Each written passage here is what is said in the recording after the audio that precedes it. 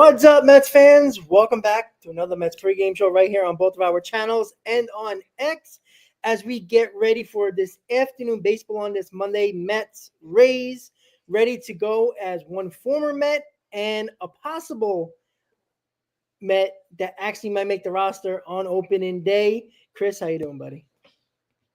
Yeah, I'm doing well. I actually was just wondering what you were talking about, and then I looked at the screen. Mike Vasil's getting the start. That's pretty awesome. I mean, it's a full circle moment. I think this is the first game between the Mets and the Rays this spring training, no?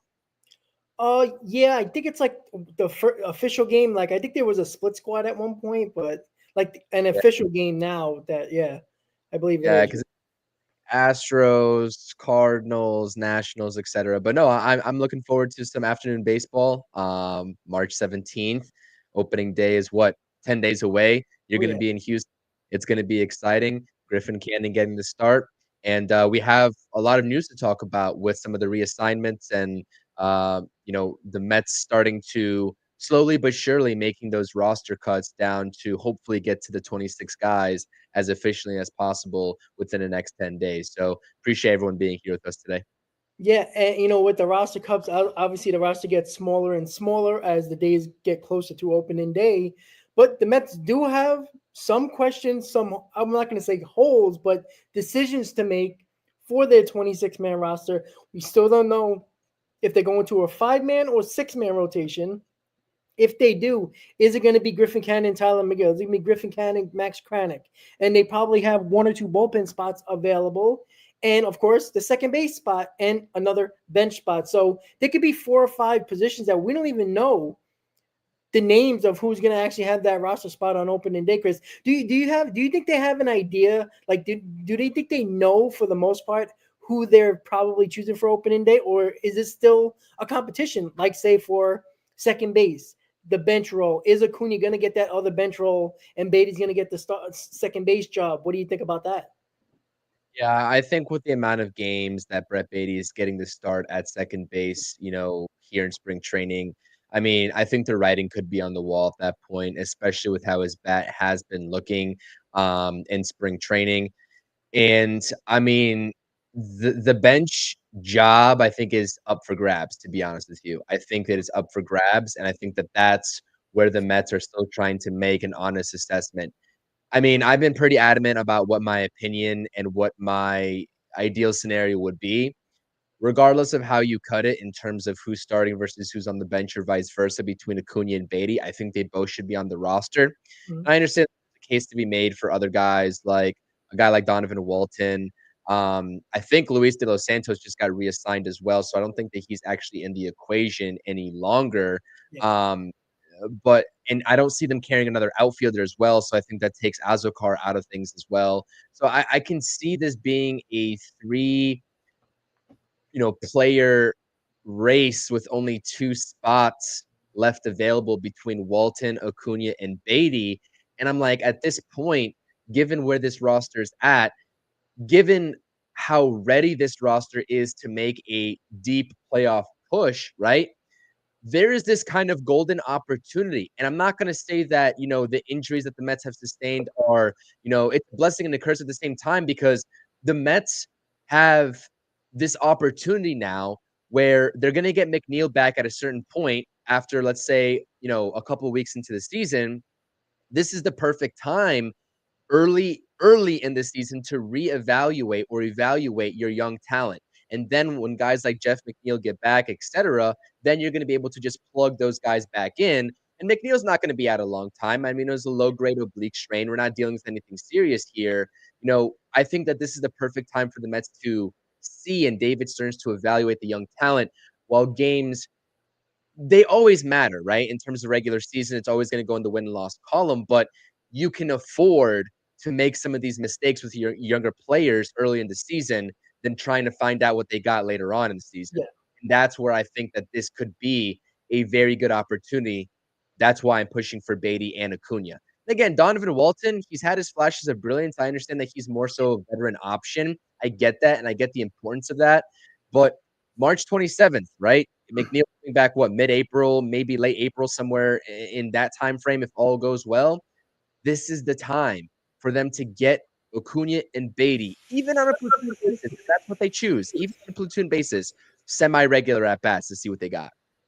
Yeah, I do wonder. Like, I want to know their thought process for Luis Acuna, because if they're really trying to take a look at him, wouldn't you play him a little bit more in spring just to see? Because it seems like he's sporadically playing here, even Right. for a guy that might have a bench job. Like, I don't think they're going to platoon second base at all. I think Brett Beatty has the job. Like, just the way they've been going about it over the last couple of weeks, ever since when McNeil got hurt. But even before McNeil got hurt, it seemed like Brett Beatty had that job already in hand. And I wonder what's their thought process. Like, I think they still want to make sure that Acuna gets more than enough at bats to, because we talk about the platoon job, right? Even if they do, they're thinking about a platoon job. What if Brett Beatty actually gets hot? You're not playing Acuna. You know what I'm saying? And that's the issue that I think we both have with the platoon. As much as we probably want to see both of them on the roster, how does that benefit either one of them? You know what I'm saying? Like, if one of them get hot, is it possible that the other one just sits on the bench because the other one's hot? Or do they just go, well, it's matchups and who cares who's hot? Because analytics doesn't care who's hot. It just says lefty righty matchup. We got to put this person in. And, you can cool off the one hitter that's helping your team win just to put in another guy because of matchup purposes and to get their at bat. So I still think that Acuna kind of had an opportunity here. He hasn't played well offensively for the most part. I think they just want to give him at bats. And again, I don't think Brett Beatty has a long leash at all. I think he has probably the first month of the season. And with all the off days, what is it, 24, 23, 24 games, 25 games maybe for the first month of the season? I think that's all Brett Beatty's going to get. And if he doesn't perform, they'll put Acuna if McNeil's not back. And, Brett Beatty will go back to the minors. And again, the issue is if McNeil does come back and he gets the job just because he comes back, are they going to replace Acuna's with Beatty's spot with Acuna? Because that's another thing too. Because you're still sitting these guys on the bench when McNeil comes back, most likely, unless he just doesn't perform. Because we know why McNeil wasn't in the lineup last year, because of the fact that he was hurt. And when he actually had the opportunity, Mendoza tried to find, start. But I mean, that was Jose Iglesias mostly. But I don't know. Would they just put McNeil in the lineup, regardless of what's going on at second base? Because that is a big deal, because people will be pissed off, including us. Yeah, I think going back to the Beatty versus Acuna discussion, and I know that this is the angle that also you've been talking about in terms of getting these guys regular at bats. But I'm like, if Luis Angel Acuna is not playing on a regular basis at second base, there's nowhere in 2025 that you're going to be able to get him regular at bats. Like, there's no point, and unless McNeil comes back and he just struggles mightily, and then they give Acuna that job. If that doesn't happen, then you're not going to see any regular at bats out of Acuna unless it's in AAA. You know what I mean? And so this is the golden opportunity to do that. Whereas if you're trying to give Brett Beatty a shot, whether he's playing every day at second base to open up the season with McNeil in the IL or not, there's still an avenue to get Brett Beatty at bats on a semi-regular basis off the bench, where I think both of us agree that would be a little bit harder to do for Luis Angel Acuna. Yeah. That's why I'm in the camp of trying to see Luis Angel Acuna early in the season with McNeil being out, because that's really the only opportunity that he's going to have, unless there's some miracle where it wouldn't even be a miracle at that point. It'd just be Vientos moving over DH, which we know is not going to happen. He's going to be the everyday, third baseman for the Mets, because the DH is getting crowded as it is, with Starling Marte being on this roster, and then the lefty and Winker. And we have to talk about Brandon Nimmo also playing for the second time in the field as well, which is huge news. It's good to see that. It's very positive. But that's kind of what my angle, and why I'm trying to sort of say this is the time to play Luis Angel Acuna, regardless of what he did in spring training, which I know that we don't agree about on that, because Luis Angel Acuna has been less than impressive with his bat so far. But if not now, then when? Because later on in the season, if McNeil comes back, there's nowhere to play Luis Angel Acuna. He's not going to play third base. He's not playing shortstop, clearly, and you're not going to bring him up to DH. At least I don't think the Mets will. Yeah. So I think that there's more of an avenue for Brett Baty to get semi-regular at-bats later on in the season when this team is fully healthy than Luis Angel Acuna, which is why I'd rather see Luis Angel Acuna early. Yeah, that's the only reason why I don't think Acuna is going to make the team, because I don't think they're going to put him at the starting job. For some reason, they're kind of putting him on the back burner, not in a bad way. I just think they are, for whatever reason. It seemed like this whole spring training, you know, Mendoza basically said it, that he's going to be a big part of this roster this year. Yet they're not. All evidence shows that that's not the case, at least what they're doing at the moment. So again, we can be talking in May and Acuna's the starting second baseman, and that's it, and I guess we'll be okay with it. But I don't know. There's something there that they're not saying about Luis Acuna in regards to him not getting the starting job, because there's no. If you're gonna get at bats for him, we saw all right. It was only 14 games. I already talked about that. It's only 14 games. Understandable. But if they cared so much about that, and that's all they lived on, and that's all they went by, then why aren't they doing it? And that's why I'm saying that there's something behind the scenes that we just don't know.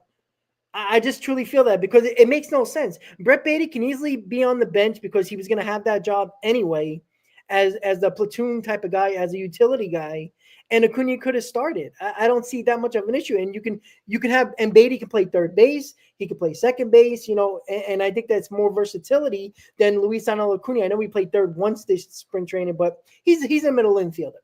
So Yeah.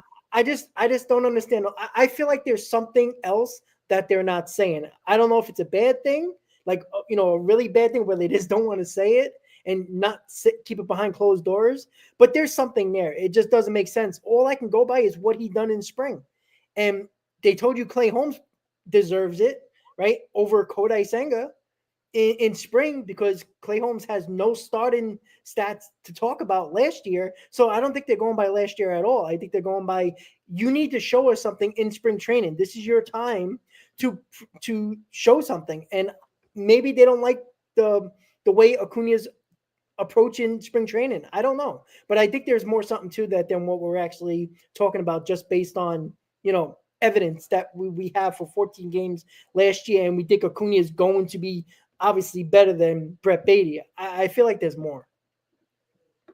Yeah, I don't know. I don't really want to speculate.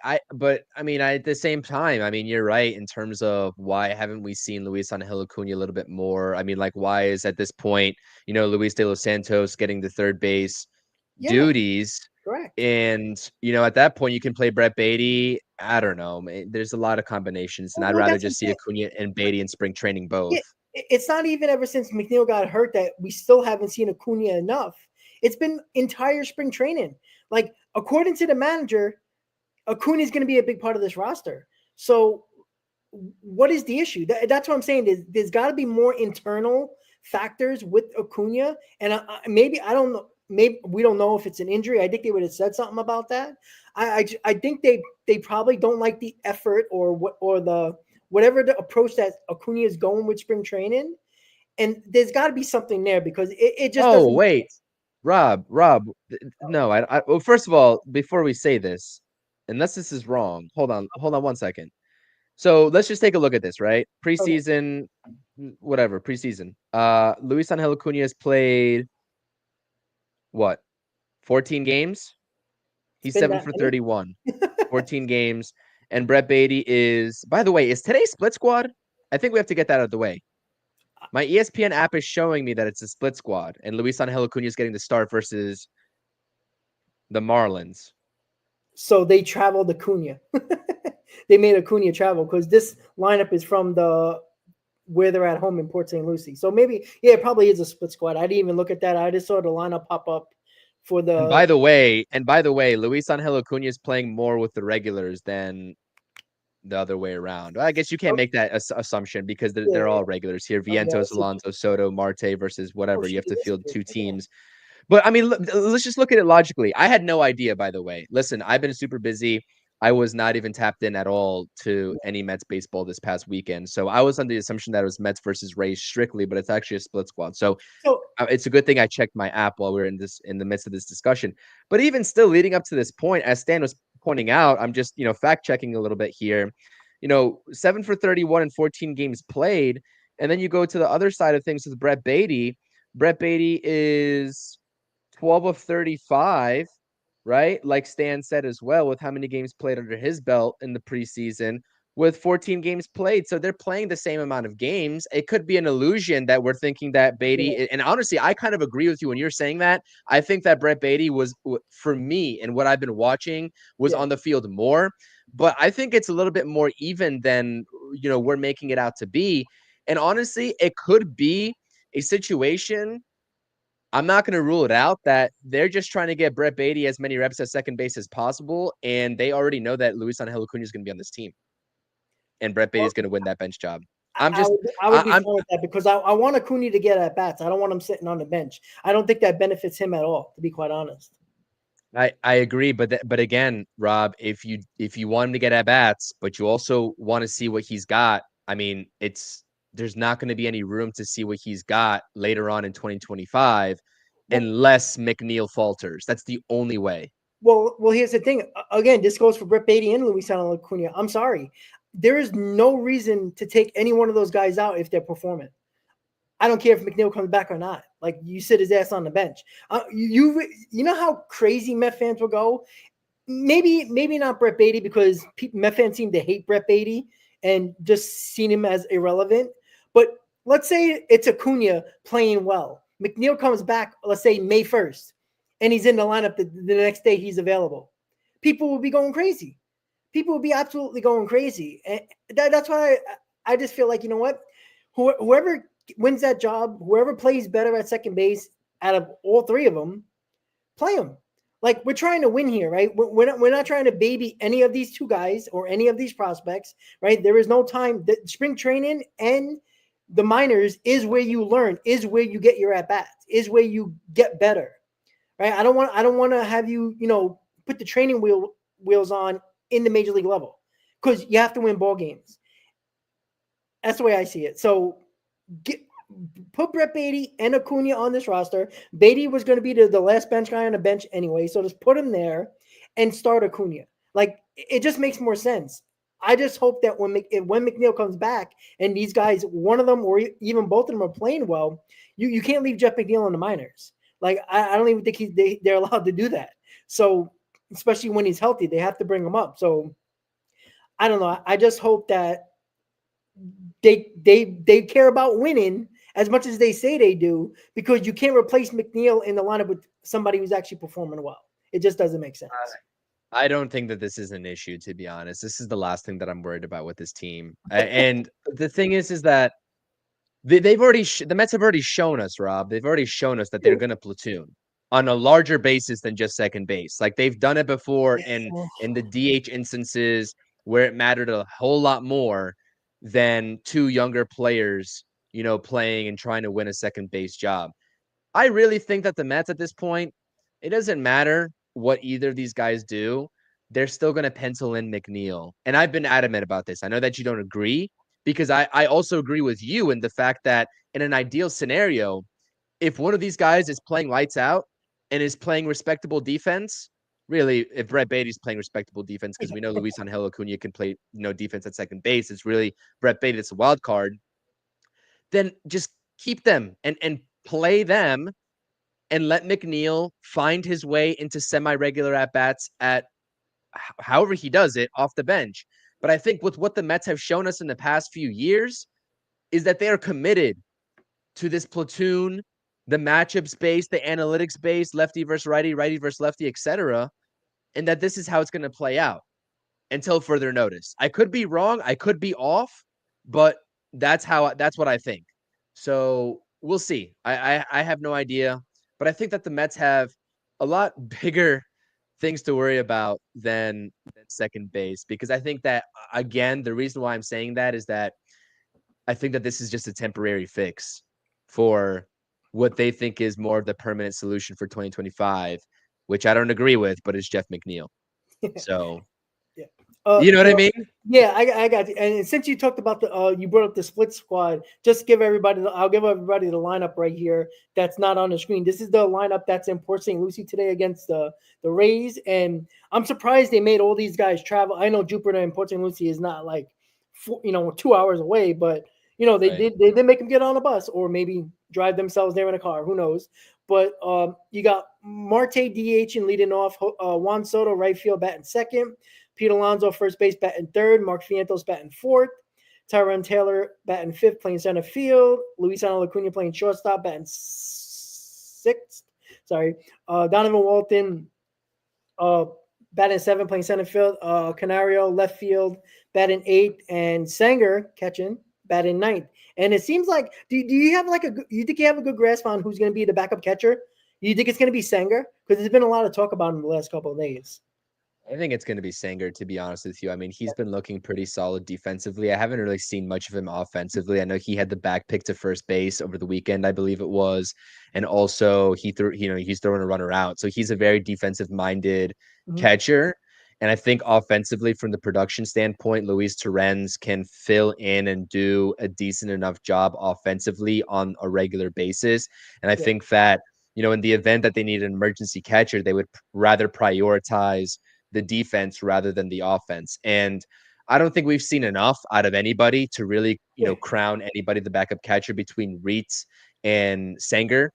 But I think Chris Williams also, who was that third internal option, also got reassigned. So he's out of the equation.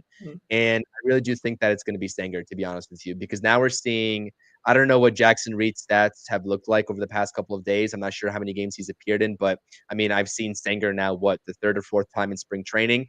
And I think that he's starting to work into this equation more regularly. And that's just what I feel like. So, where do we go? Whoa. Sorry, guys.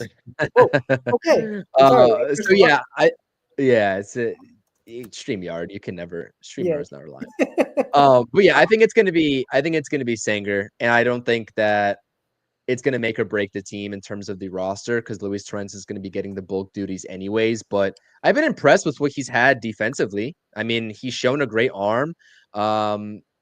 He's shown everything that we need to see defensively. So that's what I'm thinking. And you said he's batting what? He's batting ninth, right? In the other game? Okay.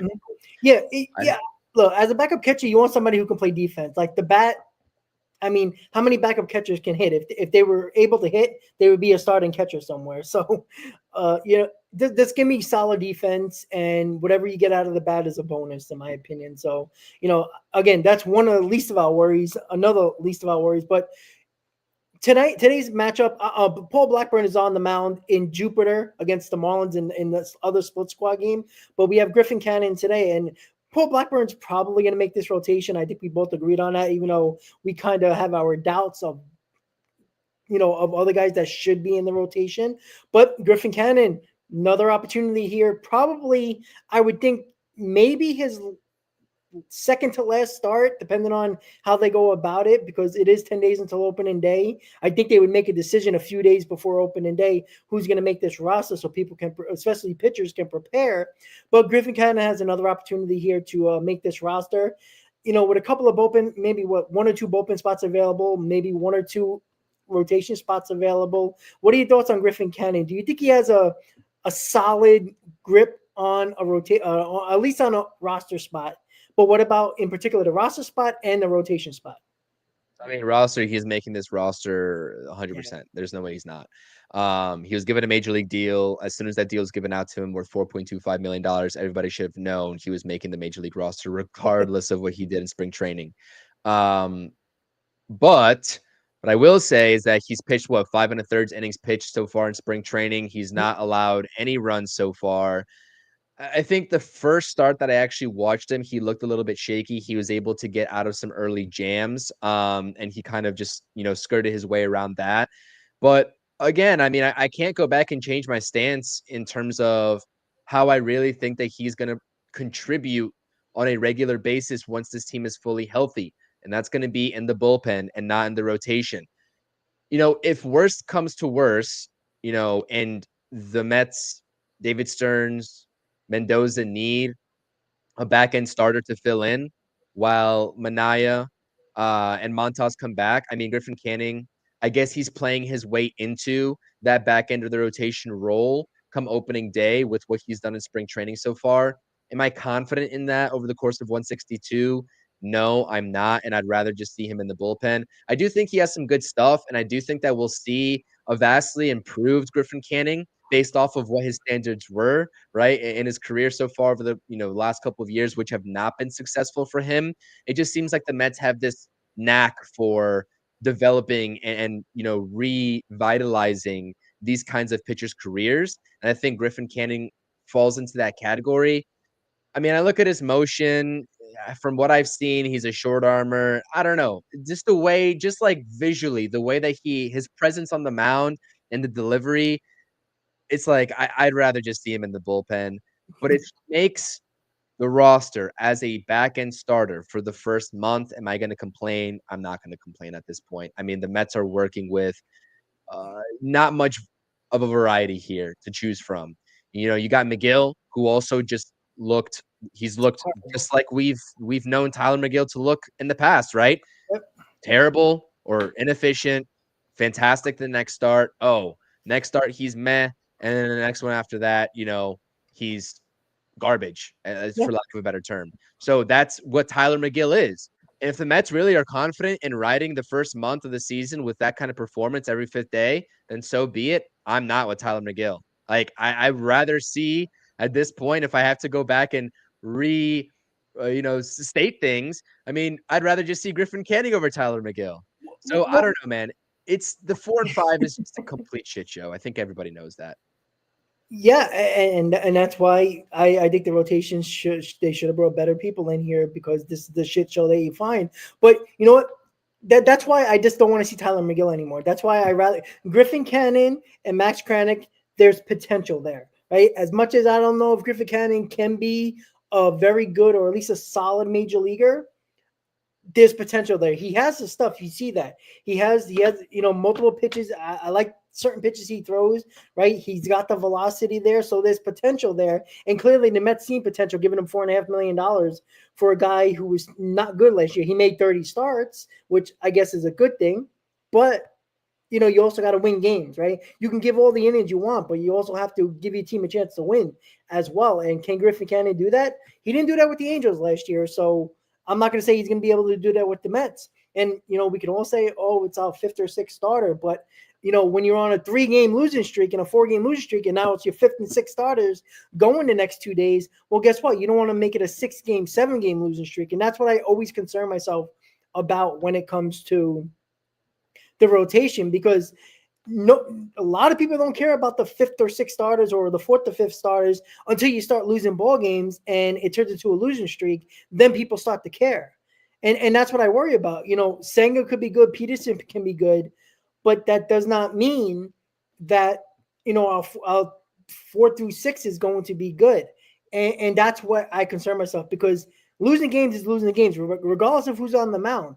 But there's more of a chance of you losing games in your back end of your rotation than the top of your rotation, because you expect to get better pitch games, or with the top of your rotation than the back end of your rotation. You're not expecting your back end of the rotation to be excellent, but they got to also be major leaguers. And let's be honest, we're throwing guys out there. Tyler McGill's a fringe major leaguer. Paul Blackburn is a starter, but in a really good rotation, he would be a number 5 starter. He wouldn't be a number 4 starter in a 6-man rotation. He wouldn't be that. And that's the issue that I have, because we got Griffin Cannon, who's not proven. We got Max Kranick, who looked great in spring, who, finally gave up some runs in the spring the other day, but he's still a question mark. So we're throwing out guys. I'd rather give him the job, Rob. Well, I'd rather I agree. 100% agree. Like I said, I'd rather have guys that have potential. That's why Griffin Cannon and Max Kranick make sense. But I think we all, in the back of our minds, thinking Tyler McGill's going to get one of these spots in a rotation. And if it's only a 5-man rotation, Tyler McGill's going to get the 5th spot. Like, we all have that in the back of our heads. Yet our GM, our president of baseball ops, keeps on saying that he likes to give the young kids a chance, but technically you're not doing that. I mean, Tyler McGill is kind of young, but he's been there, done that before. So again, that's why the back and forth with what they're saying is not what they're doing, where the evidence is lying. And again, they didn't make up the roster yet, so I could be talking out of my ass right now, but I just feel like, know what I would do? Yeah. You know what I would do? From what I've seen so far in spring training, is what I would do. I'd go the 4 and 5. It's a toss-up for me. While Paul Blackburn has looked less than impressive, I think he'll actually make the rotation, to be honest with you. But from what I've seen so far, for at least the first part of the season before Montas and Manaea come back, I'd go Kranick and Canning as the 4-5. Blackburn and McGill can go into the bullpen. And when they fizzle out, because I know that they are, Paul Blackburn is not going to be on this team for the full 162. I would be very shocked if he is. Then they can reallocate those roster spots to the guys who make the 4 and 5th spots, Kranick and Canning, put them in the bullpen. And then you got your rotation starters, the ones that were always supposed to be here, Manaea and Montas coming back. So that's what I would do. And again, it is what it is. It's what we have to work with for the first month of the season. I do agree that it handcuffs the Mets very greatly. These games still matter at the end of the day. But I think that with what they have right now, they can stay afloat. And I know that that's the bare minimum of what we expect at this point, and it's kind of sad, but that's what we have to work with. But that's what I would do. Kranick and Canning, and then the bullpen would be McGill, Blackburn, and then I know that either McGill or Blackburn or both will be gone sooner than we know. McGill probably to AAA and Blackburn as a DFA, and then you can just reallocate those roster spots. Yeah, I think Paul Blackburn is kind of more like an Adrian Houser situation where Stearns brought him in, thought he would be a solid veteran in this rotation, and when he wasn't doing the job, Stearns is not afraid. I know I just burned him for a couple of minutes ago, but he is a guy that doesn't wait too long and will get rid of the guy even if he brought him in. So that's why it might be right about Blackburn. But I just they talk about guys who deserve it. There's certain guys that deserve it over others. And I'm not saying just to replace a veteran just because somebody had a good spring training. But if they're going by spring training numbers, and clearly that's what they're doing, they did it with Clay Holmes, they're doing it with other guys right now. It only makes sense to give the guys who had the best spring training an opportunity. I'm not saying to keep them there, but give them the opportunity because they might surprise us. They might actually do well. And that includes Brett Beatty as well. So we'll see how it goes. But I'm trying. I keep on like going back and forth with this when it comes to, a couple of weeks ago, we didn't have a lot of roster spots available. Remember, we were talking about one, maybe two roster spots. It seems like 4 or 5. Yeah, injuries have a lot to do with it. But if you have to get into the mind of David Stearns, do you think he's favoring veterans right now? I know you believe that's what he might do, but do you think he's favoring the veterans that might be the possibility of being on this roster over the young kids? And I guess give it a month and see how it goes. If not, he'll replace them with the kids. Do you feel like that's going to be the case? Yeah, I think second base is a different situation, to be honest with Okay. you. And I think that they won't go the veteran route at that point. But I think that with the pitching side of things, I definitely think that they'll prioritize the veterans over. I mean, clearly, the kids. I mean, because Sproat is not going to be an option for opening day, or not opening day, but just the opening roster in general. And I think that they will prioritize a guy like Paul Blackburn if it came down to it over a guy like Max Kranick, where I know that we all disagree with that, but I think that's what they're going to do. I think second base is the anomaly there. It's the wild card in terms of like actually choosing between the young talent versus the veteran presence in a guy like Donovan Walton. I mean, if the Mets choose Donovan Walton over either Brett Beatty and Luis Angel Acuna, I'm sorry, there's not really many things that have made me mad about the way that the Mets have conducted themselves this offseason in terms of the signings, et cetera, and spring training, et cetera, right? Because there's no really there's no real reason to get worked up in my mind this early. That can be saved come mid-May if the Mets are spiraling, and I definitely will be on here talking some crap because this is supposed to be a fantastic year for the New York Mets. And even if injuries happen, you're supposed to build your roster out, as we've seen David Stearns do in the past, in order to withstand that. So I will reserve my thoughts and opinions on that until that time comes. But what I will say is that, you are still in this continuous phase of trying to evaluate the young talent while also trying to compete to win a Yeah. championship. And that was always the challenge that David Stearns, when he first came on board to this organization, I said, how is he going to manage that? How is he going to do that? Well, this is the perfect time in order to do that. The Mets are going to be fine. I think that they're going to be in the playoffs. I think they'll make a deep playoff run, or at least, they'll attempt to make a deep playoff run, depending on how everything situates itself, depending on if they win the division or they're a wild card. We'll get to that point when we get there, but they're going to be in the playoffs. You now have these injuries at this point, right? It's unfortunate, but this is where you evaluate your young talent. And I'm not saying the Mets are going to do this, and I don't think that they will. But if there's even a consideration to put Donovan Walton on this team over Beatty or Acuna, then I'm going to take issue with that. That should not even be. I don't even care what the spring numbers say at this point. Walton could be batting 250, 260, while Acuna's batting 220. I'm still taking Acuna on this roster. Yeah. I need to see what this kid has. I need to see what he's got.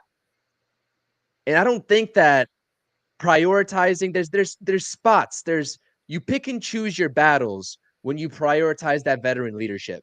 And that second base situation with McNeil not in the equation come opening day just simply isn't one of those battles that you should assert that veteran presence. That's between Beatty and Acuna, and that's it. So that's my stance on that. So to circle back to your question, I'm sorry this is long-winded. No, I think that in terms of the pitching, you'll see a guy like Paul Blackburn have a little bit of a longer leash because, again, I mean, his track record speaks for itself. Like, he's been a pretty decent back end of the rotation pitcher for his career so far. I know that he struggled early in spring training, but at least you have that sample size to work with. I mean, Donovan Walton, what has he provided in his career so far? We don't have anything to work off of, right? So that wouldn't make too much sense. So I think it's a tale of two tapes here. Yeah, I agree. And it is hard to evaluate. I mean, the Mets have an opportunity to evaluate some guys along with trying to win.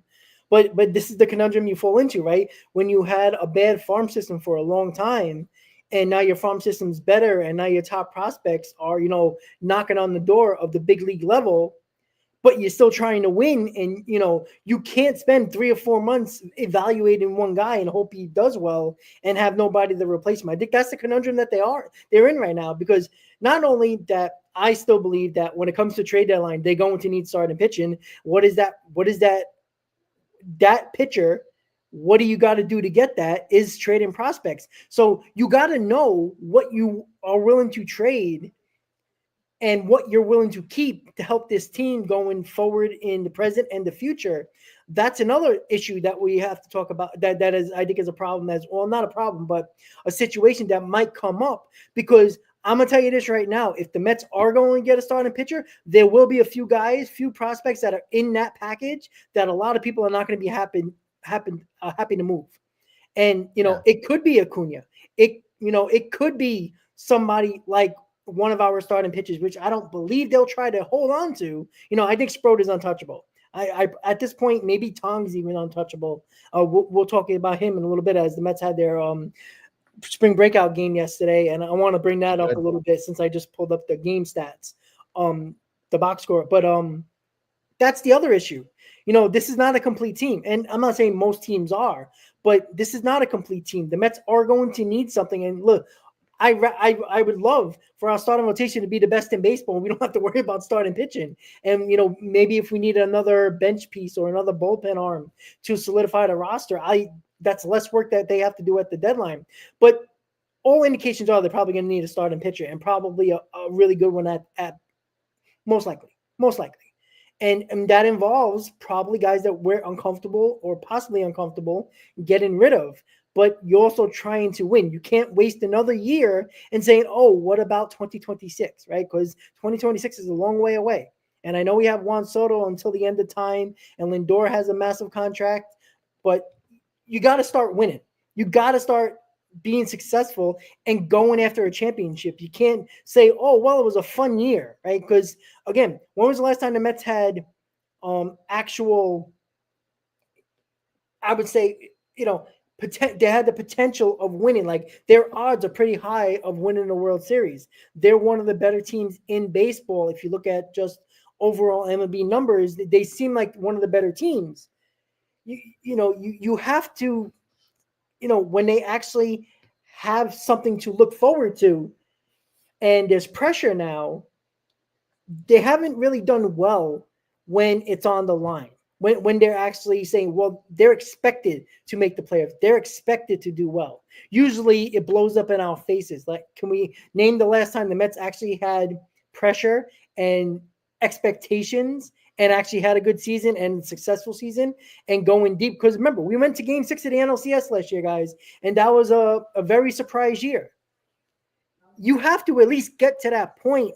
And even if you get to Game 6 of the NLCS, is that successful? I mean, it's nice, but you're supposed to go past that. You're supposed to get to a Game 7, get to the World Series. Like, that should be the goal. Like, anything less is a disappointment, in my opinion. So, there's a lot. Evaluation's nice, but you also got to start winning, because at some point, what are we doing here? Because in a few years, who knows how it's going to be, right? It will be Juan Soto's team at that point, when Lindor's a few years older, Nimmo's a few years older, Nimmo's already breaking down. You know what I'm saying? So, really go for it in 2025. I'm not saying to give up your entire farm, but if the glaring need is starting pitching, I think you have to go for it. And at some point, David Stearns has to make a decision on what prospects he wants to keep and what prospects he's willing to give up, Chris. Because at some point, like, you got to go for it. And Yeah, I agree. I know you said you think he will. It's yet to be determined, but I think he will. Okay. I think he will. I mean, listen, I think that we both agree that there's no chance you sign Juan Soto with the roster that you have right now. I mean, I just cannot, in my mind, think that David Stearns doesn't know that. I mean, they want to go for it. This is the reason they got Juan Soto. I don't think that they're going to drag this out any longer. I don't think so. I think he looks at the future way too much. I truly believe that. And again, hopefully he shuts me up and he goes for it and does what he has to do. I'm not saying to give up 9 out of your 10 top prospects, but you know what? You see teams every year go for it for what they need. And I'm not saying they win the championship every year, but when they get the necessities they need, a lot of times it's beneficial. And you know what?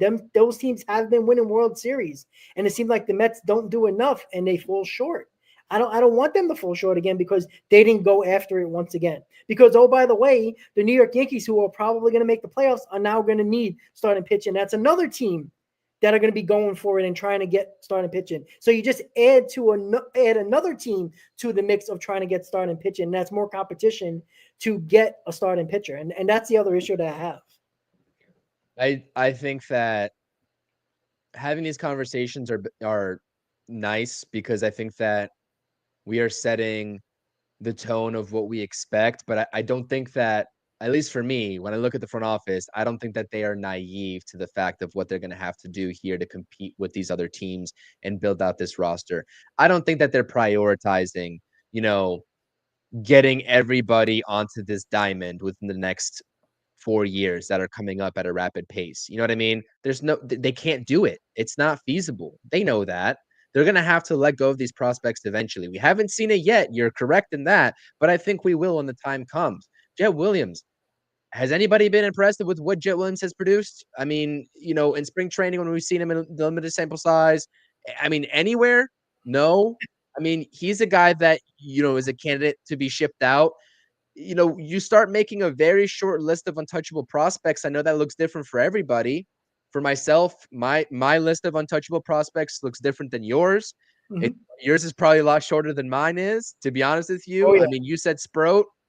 I think Sproat's in that conversation. I think Jonah Tong probably has to be in that conversation at some point too.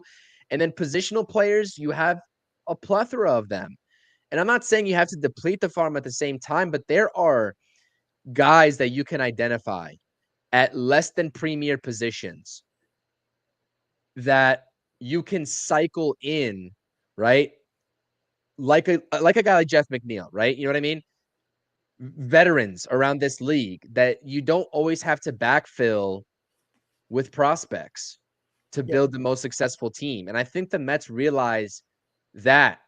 It's just if they do it or not. But based off this conversation, I will say, again, we will revisit this as we always do, because when we have these discussions and these debates, etc., we always come back to them at a certain point, whether we were right, whether we were wrong, whether Rob is right. And the Mets didn't get anybody at the deadline in terms of the pitcher that they actually needed. He's talking about premier top end pitching, like a number one starter, not just anybody like a Paul Blackburn like they got last year. I understand. I understand your point of view there.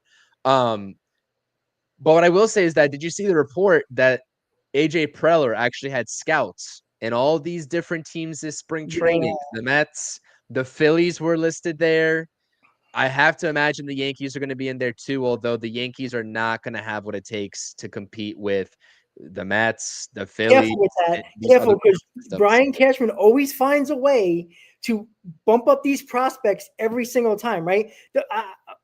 Every time it's interleague. That's why the Padres don't trade in the National League. That's the only advantage the Yankees would have. It's not because their prospects are good. That's it. No, I agree, but it's not even just the Padres. It's been years. We always talk about, like, Brian. The Yankees are always ranked 15th, 20th top farm system, and yet they always find enough prospects where, like Durbin for Williams. I know, Cortez was in there as well, but he was like talking about Durbin like he was going to be the second baseman of the future, and he got shipped out to Milwaukee for one of the best closers in baseball. Like, it's amazing what Brian Cashman has done, and that's why I always worry about, like, people always just look at the farm system and saying, oh, well, that's they have the best farm system, we can't compete with that. Well, Brian Cashman has been competing against teams that have better farm systems, but seem like they always get the guy they want, or at least the guy that they've been looking for, and still been able to do it and trade prospects. Like, it's crazy to me how he doesn't, and still haven't won anything. I agree with that. 100% agree. But it seems like he gets the guy, even though it might not work out. He gets the guy. I know Gallo sucks, but Joey Gallo, he got that guy. He get guys in here to who he wanted, who they pinpointed, and I just feel like, oh, man, I just hope that when you have a need, you go get it. Right? I understand. Like I said, I have a very short list of untouchables. And Brandon Sproat is one. When it comes to David Stern, I think the untouchables are probably the top. Whoever's in the top 10 in starting pitching, I don't think he wants to trade. Now, I think Sproat's untouchable. I would not say Jonah Tong is untouchable. I don't think he is. If it's for the right deal, I think they would do it. But I'm sorry, I don't care. You can name any guy from our top 10 list that's not named Brandon Sproat. If that stops you from getting the starter that could put you over there, I'm not saying it will, but if it's the biggest need and it's out there to get, you get it. Because that can be the difference of winning a game 6 in the NLCS and getting to a game 7, or winning the NLCS and getting to a World Series. Like, if that doesn't matter, and then I don't even know what we're talking about here. And I hope he does it. Because you can't say, oh, well, I don't want to trade Carson Bench, or I don't want to trade Jonah Tong for, whoever it might be. I'm not going to throw out a name here because we don't know. But, it's probably Alcantara, we already know is going to be on the market, right? But we know a hell of a lot of teams are going to be after him. And the Mets probably going to have to pay a premium. But I'm sorry, if he's the best guy on the market, you fucking go get him. I truly believe that. You go get him. Because if you don't, there might be a team in the National League that might get him, and you might have to face him in the playoffs. And even if you find a way to get to the World Series and a team in the American League gets him, and you're facing that team in the World Series, now you got to face him while he could have been on your team beating another team. So I don't know. It comes down to the offseason where there is potential there of getting better guys, and now you have to wait for the deadline. So look, maybe our pitches are great and we don't have to worry about it. But I think we can all agree that the rotation is not the best. It's a work in progress, like you said. I agree with you 100%. But for the sake of time, because the games are starting here soon, I know we want to talk about the the prospect game that Jonah Tong was in. I mean, Ryan Clifford hit a monstrous dead Yeah. center home run. Brandon Nimmo, though, is playing in the outfield today. Yes. All eyes for me are not only on the pitching in terms of Blackburn and Canning in this continuous battle of the fourth and fifth starters versus Mhm. the bullpen, but also Brandon Nimmo. You know, there's been a lot of, even Anthony DeComo put out an article earlier, you know, in the weekend, basically stating, you know, the version of Brandon Nimmo, the DH version, is going to be ready come opening day. So there's not really going to be an IL opportunity for him, at least if everything remains consistent. But the outfield version of Brandon Nimmo is a little bit of a different story. It's a little bit of, you know, of a more pessimistic idea. But he is back in left field for the first time since February 28th. So we're talking about what, 18 days, something of that. That's about, you know, 18, 19 days. That's a little under 3 weeks time. I'm curious because this is going to be a big thing to watch out for all season long. And we don't even know. Brandon was playing left field today. Who knows when the next time he's going to play outfield after this game? Because I think they're going to try to stretch him out as long as possible or as much as possible, especially in spring training in the latter stages of it before we approach opening day. But from when Brandon Nimmo plays today in the outfield versus the next time he plays in the outfield, I don't know what their regimen is going to be for him. So, in addition to the pitching, like Stan said up front, I'm watching Brandon Nimmo today through and through for sure. Yep, definitely got to keep him healthy. And it's nice he's playing the field. We know he'll, at the very worst, he'll be the DH on opening day and probably a lot in April. But to see him in the outfield, like I'm not saying for Tampa to hit every ball to left field, but hit a couple to him. I want to see him run into the gap. I want to see him, make that first jump towards a ball just to see if he can do it, because the Mets got to know that you can't put him in left field and have him hobbling around and can't catch up the ball. So number one is to stay healthy, but we do have his bat in the lineup regardless, as long as he's the DH, which it looks like that will probably be the bigger possibility on opening day. So when it comes to the spring breakout games, yesterday, Nick Morabito, who's been jumping up the Mets farm system a lot, 2 for 3, 2 RBIs. He looked outstanding yesterday. I didn't catch the game. I caught a couple of highlights, but that was about it. Carson Bench with a hit, who I know the Mets really like. Williams didn't do nothing. He scored a run, strikeout and a walk. Ryan Clifford, as you said, Chris, hit a bomb of a home run. He had 2 RBIs, 1 for 4.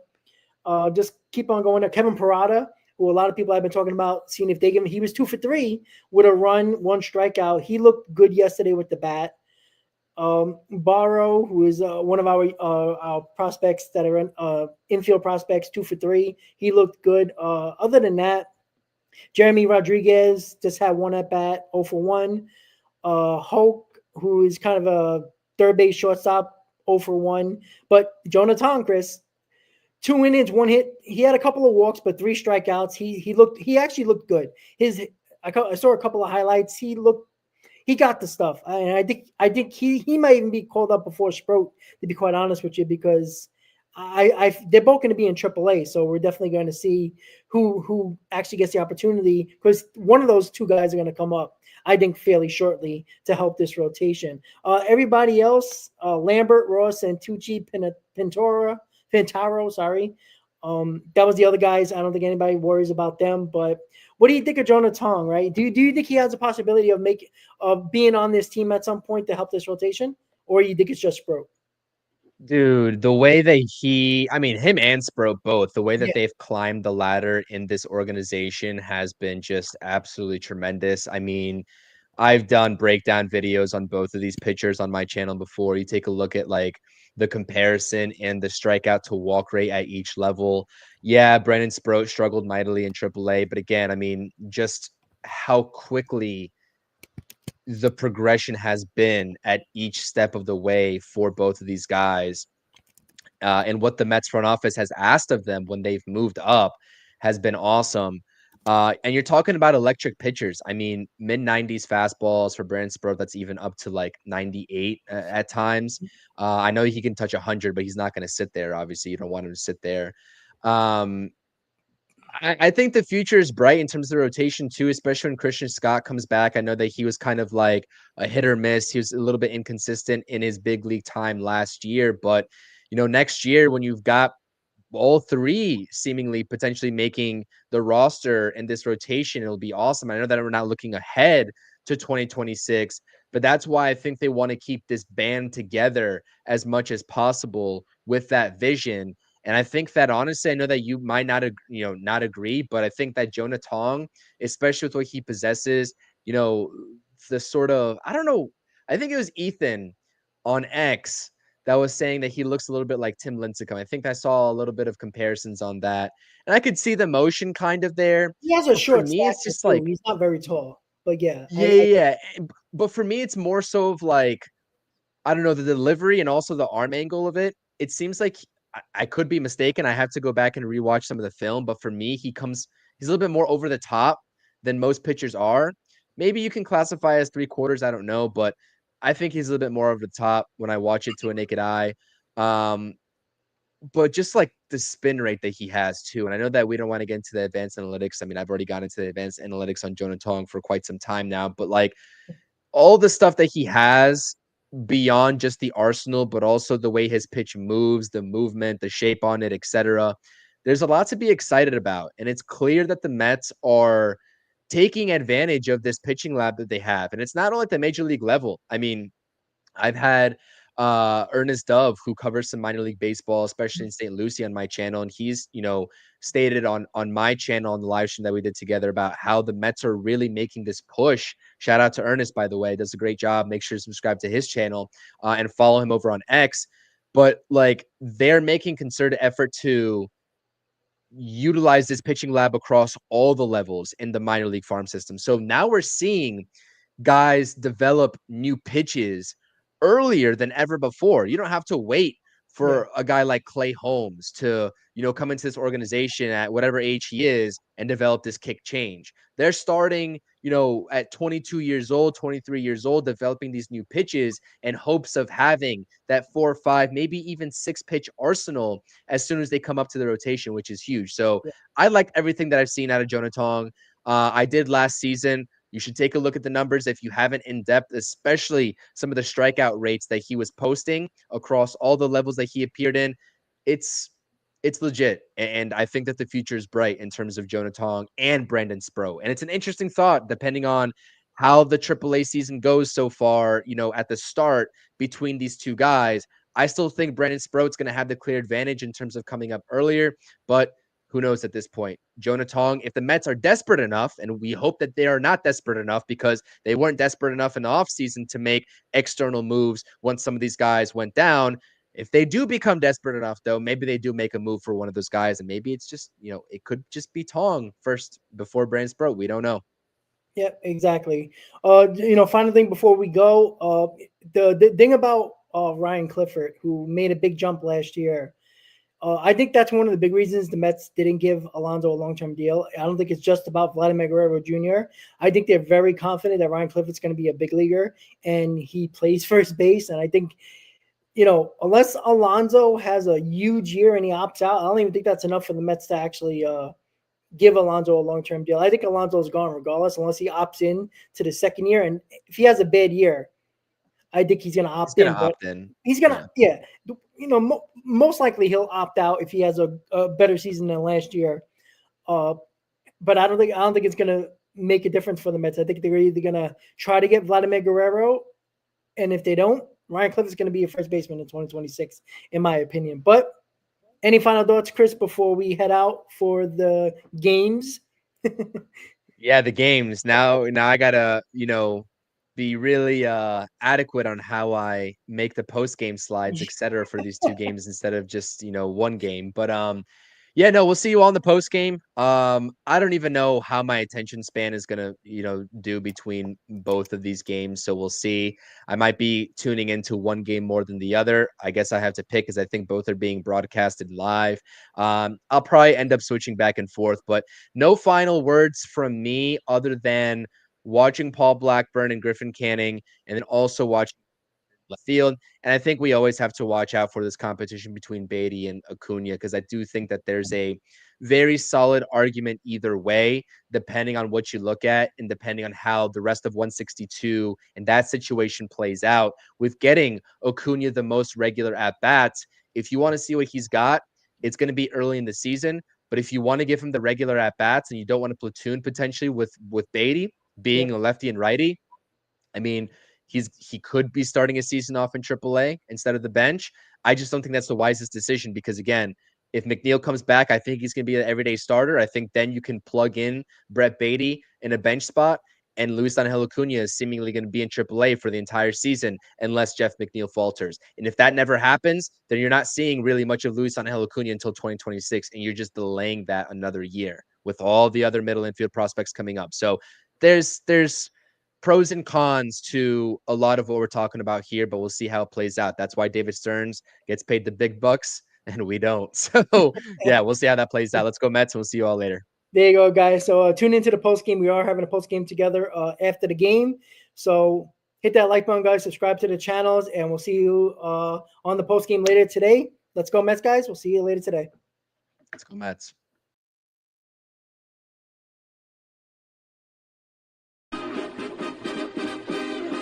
Meet the Mets, meet the Mets. Step right up and greet the Mets. Bring your kiddies, bring your wife. Guaranteed to have the time of your life because the Mets